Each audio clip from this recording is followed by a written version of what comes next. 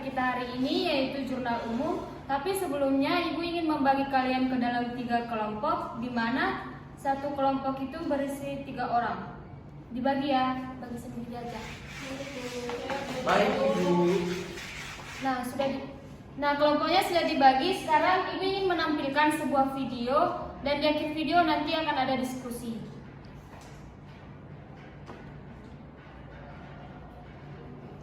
Perhatikan baik-baik ya.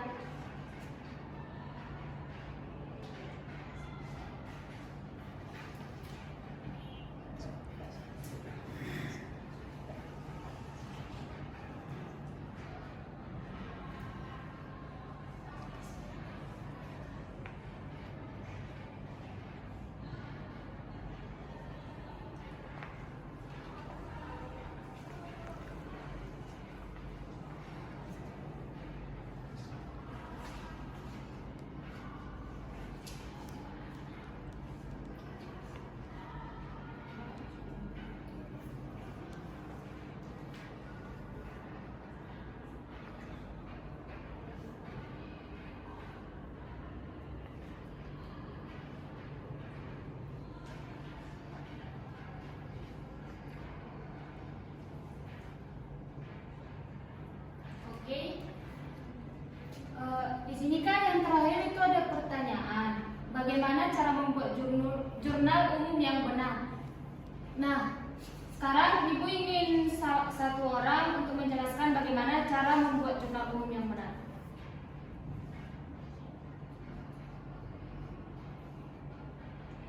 Siapa yang bisa?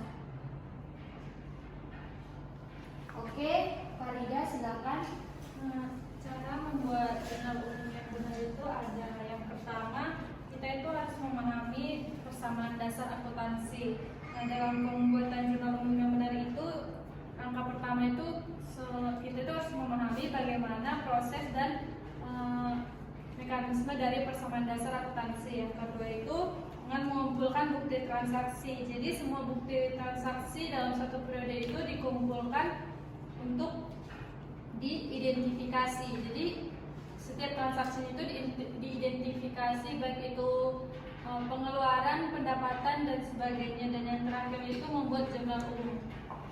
Iya, pas ya. Yaitu untuk membuat jurnal umum yang benar itu, yang pertama itu pahami dulu persamaan akuntansi, yang kedua identifikasi bukti transaksi, yang ketiga identifikasi transaksi, yang keempat itu pencatatan jurnal umumnya. Nah, sekarang Ibu ingin memberikan kalian latihan. Ibu ingin mengetahui apakah kalian sudah mengerti tentang jurnal umum atau tidak.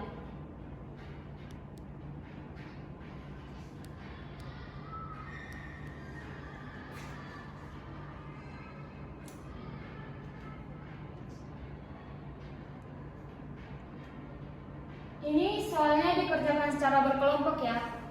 Baik Bu. Ibu kasih waktu 5 menit untuk mengerjakannya.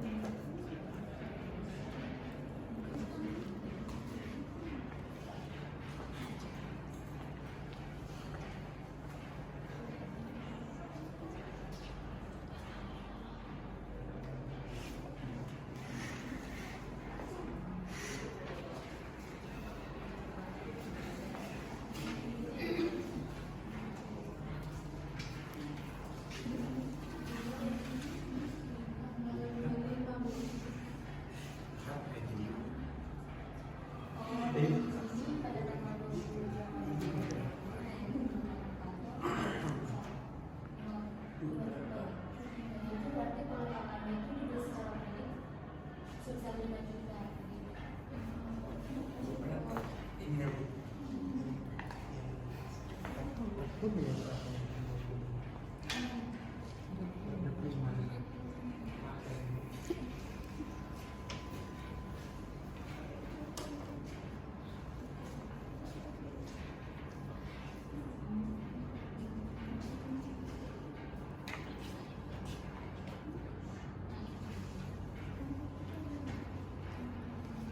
waktunya sudah bisa ya. Ibu ingin salah satu dari kelompok mempresentasikan hasil diskusi kalian ke depan. Ibu pilih dari kelompok 3.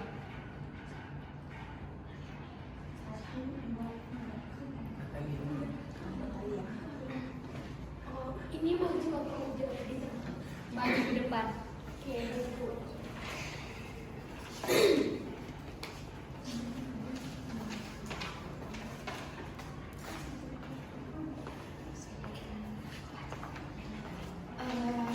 baik, kami dari kelompok 3 akan menjawab pertanyaan yang ada di layar. Yang pertama, transaksinya tanggal 2 Januari membayar sewa kantor untuk bulan Januari sebesar 10 juta. Maka jurnalnya itu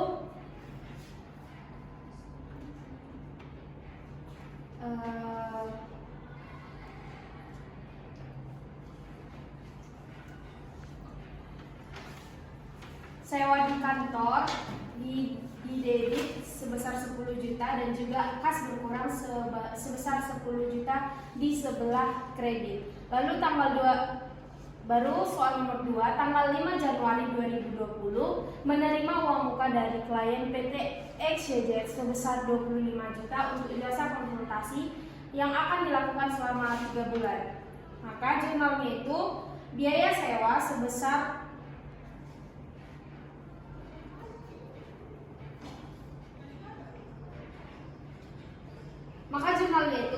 kas di sebelah debit sebesar 25 juta, uang muka jasa sebesar 25 juta di sebelah kredit. Lalu tanggal 10 Januari 2020 membayar gaji karyawan sebesar 15 juta. Maka jurnalnya itu biaya gaji sebesar 15 juta di posisi debit dan kas di sebelah kredit sebesar 15 juta.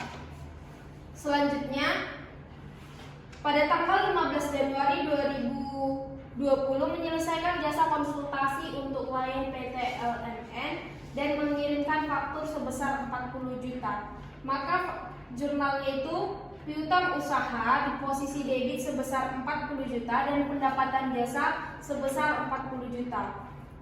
Lanjut, tanggal 20 Januari 2020 membeli perlengkapan kantor secara kredit sebesar 5 juta. Maka jurnal umumnya perlengkapan kantor di posisi debit sebesar 5 juta dan utang usaha sebesar 5 juta di kredit. Lanjut, tanggal 25 Januari 2020 menerima pembayaran dari klien PT LMN sebesar 40 juta. Maka jurnalnya kas di posisi debit sebesar 40 juta dan piutang usaha sebesar 40 juta. Dan yang terakhir, tanggal 30 Januari 2020 mengakui pendapatan jasa sebesar 8 juta untuk bulan Januari dari klien PT XYZ. Maka jurnalnya itu pendapatan diterima di muka sebesar 8 juta dan pendapatan jasa di posisi kredit sebesar 8 juta. Oke, terima kasih Fitri. Untuk kelompok lain apakah jawabannya sama atau ada yang berbeda? Oke, jawaban dari Fitri sudah benar ya. Nah, sekarang Ibu ingin memberikan kalian tugas untuk individu, yaitu dari buku halaman 50, nomor 1 dan nomor 2, dan dikerjakan dan akan Ibu kumpulkan minggu depan. Ibu ingin mengetahui apakah kalian sudah lebih paham atau belum.